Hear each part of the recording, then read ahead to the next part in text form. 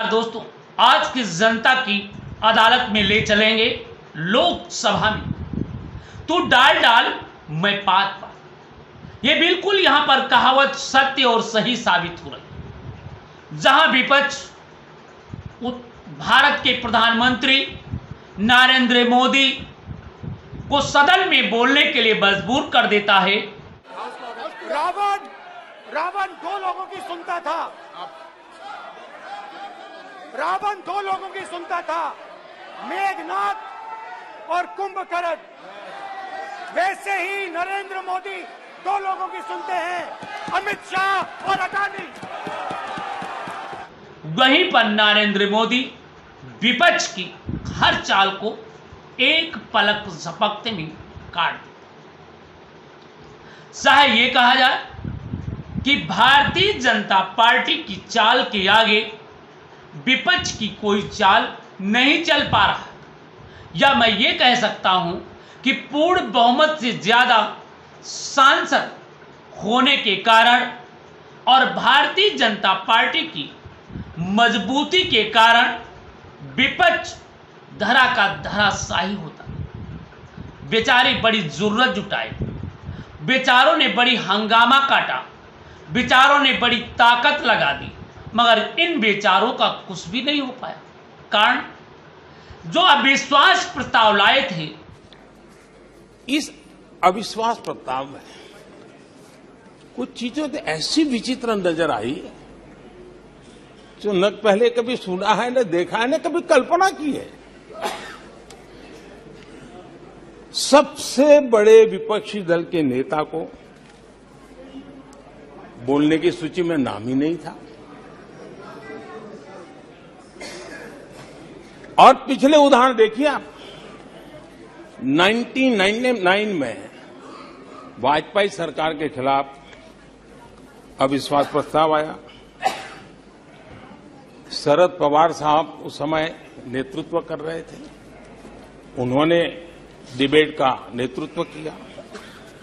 2003 में अटल जी की सरकार थी, सोनिया जी विपक्ष की नेता थी, उन्होंने लीड ली, उन्होंने विस्तार से अविश्वास प्रस्ताव रखा। 2018 में खड़गे जी थे विपक्ष के नेता, उन्होंने प्रोमिनेंटली विषय को आगे बढ़ाया। लेकिन इस बार अधीर बाबू को क्या हाल हो गया, उनकी पार्टी ने उन्हें बोलने का मौका नहीं दिया।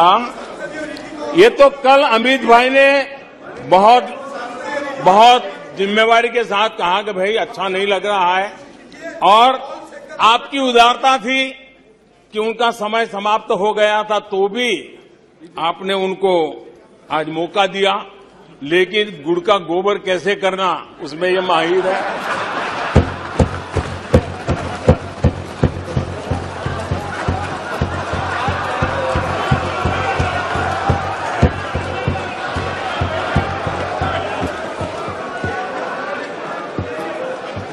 मैं नहीं जानता हूं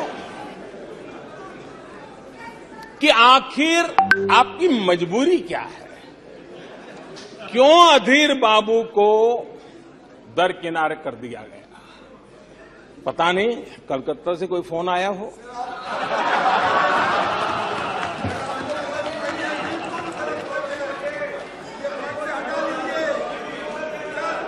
और कांग्रेस बार बार उनका अपमान करती है। कभी चुनावों के नाम पर उन्हें अस्थायी रूप से फ्लोर लीडर से हटा देते हैं। बिट्टू जी,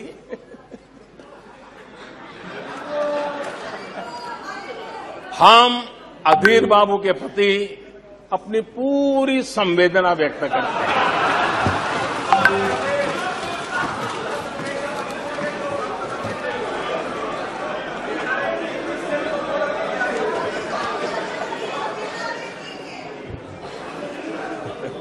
सूरज जी जरा जोर से हंस लीजिए। वो अविश्वास प्रस्ताव ही धराशायी हो गया। देश के प्रधानमंत्री को हाँ, बोलने को मजबूर कर दिया, वो तो जरूर बोले, एक बात में ही जीत पाए। परंतु हम बात करेंगे कि देश के प्रधानमंत्री सदन में क्यों नहीं बोलना चाहते। जरा सुनिए, मैं अपना तर्क दे रहा हूं, किसी राजनीतिक तर्क नहीं है। क्यों बोल दे? क्योंकि वे देश के प्रधानमंत्री हैं। जब उनके अन्य सलाहकार, अन्य सांसद, अन्य मंत्री बोलने को तैयार हैं, तो प्रधानमंत्री को साधारण समझ रहे हो, और फिर तुम इनके बराबर है भी नहीं। इनके साथ तमाम दल मिलकर के सरकार बनाए हैं, तमाम दलों को जोड़ करके सरकार बनाए हैं। जब उन दलों के नेताओं से हाल ही नहीं मिलते हैं, तो तुम तो विपक्ष के हो, तुम्हारी बात क्यों सुन ले। रही बात, तुम मणिपुर वाली घटना पर घेर रहे थे कि देश का चौकीदार सो रहा है, देश का चौकीदार बोल नहीं रहा। अरे भाई, क्यों बोले? वहां का सीएम बोलेगा, क्योंकि भारतीय जनता पार्टी की सरकार है, तो वहां के सीएम बोलेंगे। और सीएम पर क्या बोले? अगर बोल भी दे तो आप यही कहोगे कि उनसे इस्तीफा ले लो। क्यों ले ले इस्तीफा? क्योंकि सरकार उनकी है। अब आप कह रहे नहीं, वहां नहीं बोल रहे हो तो हरियाणा की सरकार पर बोलो। अरे भाई, हरियाणा की सरकार तो भारतीय जनता पार्टी की है, कैसे बोल दें? आप कह रहे नहीं, वहां न बोलो तो उत्तर प्रदेश में हुए दंगे पर बोलो। अरे भाई, वहां क्यों बोल दे? अरे कुल मिलाकर के भारतीय जनता पार्टी की सरकार पर अपनी ही पैर पर कौन कुल्हाड़ी मारता है? तो ये भाई कुल्हाड़ी क्यों मार लेंगे? अरे भाई, जरा सोचो, जरा समझो। हाँ, विपक्ष पर बोलना हो तो जरूर बोलते, अगर कहीं उपदेश देना हो तो जरूर देते, अगर कहीं फंक्शन में जाना होता तो जरूर देते। दूसरी बात, जिस समाज का उत्पीड़न हुआ है, जिस समाज का नंगा घुमाया गया, जिस समाज को घर जलाए गए, वो समाज भी बता रहे कि इनकी पार्टी का वोट नहीं दिया। ये मैं नहीं कह रहा हूं, इनके ही नेता ने जब देश का चौकीदार चुप क्यों, जनता की अदालत ने कहा, तो भारतीय जनता पार्टी के जिला अध्यक्ष, अपने आप को तथाकथित जिला उपाध्यक्ष कहने वाले, ने फोन करके कहा क्यों बोल दें, वहां किसकी सरकार है और क्या उन्होंने मोदी को वोट दिया है जो बोल दे? क्यों बोले? बिल्कुल सही कहा। अगर वोट देते तो उनकी झुग्गी झोपड़ी नहीं जलाई जाती, अगर वोट देते तो वो नहीं मारे जाते, अगर वोट देते तो दंगा फसाद नहीं होते। ऐसा तो जिलाध्यक्ष, जिला उपाध्यक्ष का लखनऊ का कहना था। अगर मान लेते ही इनका ये नहीं कहना है, तो उन्होंने जो उनकी झुग्गी झोपड़ी जलाई गई, तो मन होगा राजा बोलेगा और मन होगा नहीं बोलेगा। आप थाली और ताली बजाते रहो, क्या मतलब? देश के चौकीदार हैं। जब देश खतरे में आएगा, ये तो प्रदेश खतरे में आ रहा था जब बोल दे। अरे भाई, ऐसे तो हरियाणा भी खतरे में आया, हरियाणा में भी लोग मारे गए। ये देश के अंदर की बात है, प्रदेश की घटनाएं हैं। जब देश खतरे में आएगा तब देश का चौकीदार बोलेगा। ये सुन लीजिए भाई, विपक्ष वाले।